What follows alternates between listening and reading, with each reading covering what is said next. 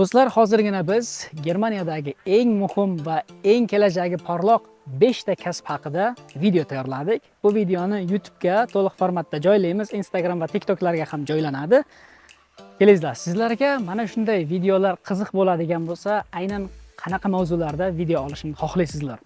Bilasizlar, ancha yildan beri Instagram, TikTok va qolaversa YouTube'da ham videolar olib kelaman. Orada qisqa pauza bo'ldi. Xudo xolasa endi ijodimizni yana boshlaymiz. Izohlarda fikringizni yozib qoldiring va mana shu joyda sizlarni kutib qolaman. Qani, qaysi mavzular sizlar uchun qiziq? Kutib qolaman Germaniyada ko'rganda, ko'rishguncha. Marhamat. Biz ayni damda Kempten shahrining shtat bibliotek, ya'ni shahar kutubxonasidamiz.